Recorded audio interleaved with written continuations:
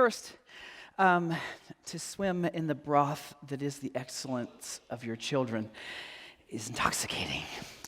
Watching the kids this morning, just being here gives me goosebumps. The things that you're doing are amazing, right? And I mean that. I travel all over the world. This is amazing. I'm going to tell you my story because we've all got a story, and this is me in 1966 in Danville, Indiana, black and white. There used to be photography that was black and white. When my high school kids see this picture, they say, cool, Civil War. 1966, that's a Polaroid land camera. And there's some things I don't know as a child. I don't know that we're poor. I don't know that my father's an alcoholic. I don't know that he is a criminal. I don't know that he's going to move us and I'm going to live in 20 states. I didn't pick any of that. I'm just a kid who happened to land in this life, right? And that's not all bad news, by the way, because you can learn wherever you land.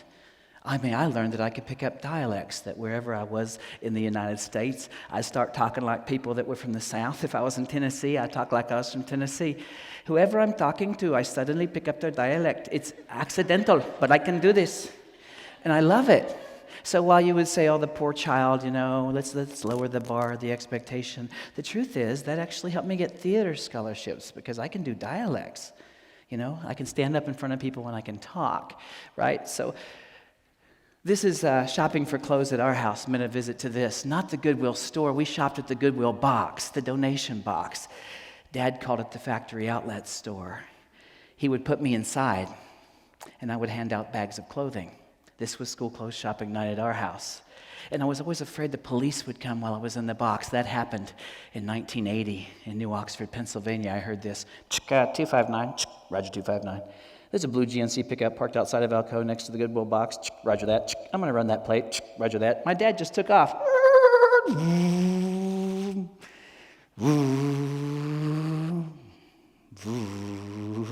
It's nothing lonelier than third gear in a GMC from the inside of the Goodwill box. I'm terrified. It's an hour and a half before he comes back. And we go home and rip open the trash bags, and that was school clothes shopping night. And I wore those clothes to school. And kids aren't always nice, in 20 states. And I always found the kids who were meanest were the ones who had everything. And I always wondered why, You have everything. Why don't you lift people up? Why would you tear people down? I never understood that. So the biggest dream I could have was this. One day, if I got rich, I was going to buy a double-wide trailer. Because I'm from poverty. That's rich, right? With skirting that matches the house, right? That's the dream I had, as big as I could dream before anyone taught me to dream. But this is the house I lived in, right? Mobile homes aren't mobile once the tires go flat. Unless there's a tornado. Then they're mobile again. So my second biggest fear was tornadoes. My first biggest fear was my father. I'll show you a picture of him. There he is right there. Well, that's not my dad. But that's how I thought about him. My job in second grade was to hide his guns when he came home drunk. And he knew I knew where they were. And that interrogation went on late. And I had to learn tomorrow. I'm going to be in someone's classroom trying to learn with all of that going on. And the teachers I loved were the weird ones. The ones who saw me not for what I was, but what I could be. The ones who loved me anyway. I almost got hugged by a teacher one time. She had her arm around this cute little girl, and I'm standing over here with my long hair and high-water pants, and she went like this, and when she saw me, she rescinded her offer. And I know in 5th grade I'm not touchable. You think I want anything from you?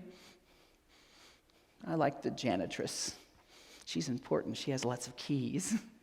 I like the crazy woodshop teacher with a missing finger teaching bandsaw safety, He's real, He's not just on the job. He's a person.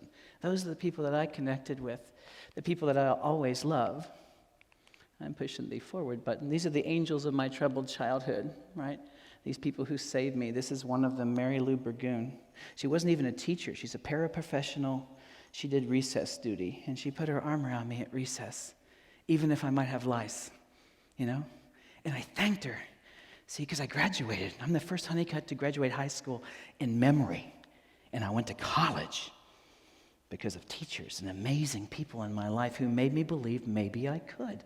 See, As mentors of children, we are their surrogate self-belief until they get their own. That's what she was for me, and I found her. She'd retired, but she was sitting on her front porch on living room furniture because that's how we roll in Ottawa, Kansas. I walked up to her like she was the Dalai Lama. I said, "Mary Lou Burgoon?" She said, "Who's asking?" I said, "Kevin Honeycutt." She said, "Who?" That hurt a little because I thought it meant something to both of us. And I said, "Hawthorne Elementary, you saved my life. You're the only person that was nice to me." She said, "That's my job. My job, to save a kid's life." This is Dorothy Anderson, secretary at Hawthorne Elementary. She sent me these notes every day. This is not technology. This is Oriental trading. I'm the only fifth grader that got mail every day from her. And she would predict amazing things about my future. And they smelled like her. And she smelled good. So tonight when Dad comes home at 2 a.m. and is calling me names and bad things are happening, I'll go to my room and get the shoebox with these. She believes, and I believed her. I owe this woman forever. When I went to college in the same town where she lived. She saw me in Safeway. She'd see me in the newspaper, incoming freshman class. She said, "Kevin Honeycutt." I said, "Dorothy Anderson." She said, "You're going to college, son?" I said, "Yeah." She said, "I know your life. I know what you've been through. I am so proud of you." She said, You live at my house. You eat out of my fridge. You are my son." How do you say thank you for that? So you have to pay it forward, right? You have to be that for somebody else. That's the only way. She died about 9 years ago, and I love her forever, because she saw what I could be, right? This is Sandy Martin, my 8th grade teacher, and she had me try out for a play. Honeycutt children didn't do plays. We weren't supposed to be noticed. If we got noticed and SRS looked into our family, we'd be back in a foster home. So we were supposed to not be noticed. But she talked my mom into letting me try out for a play, right? She scouted the person I became. There I am back then. Look at that collar. Looks like a hang glider. I tried out for a deputy for Broken Bow. I'm in this play, right? Look at those suspenders. Huh? They came from the Goodwill box, right? And I stood on a stage like this in front of an audience, and I found out I was pretty good at that. And for the first time in my life, I saw something on my dad's face I'd never seen. Pride. So I want to do that again. She did that. This person did that. She put me on stage, and I've never left. So as I'm sitting here watching you kids, listening to you, right, saying what you say, announcing your passions, and standing here with poise and confidence, coached by mentors who love you, how can I not be inspired by that? This is your launch pad. I can't wait to see what becomes of that. Thanks for listening, guys and girls.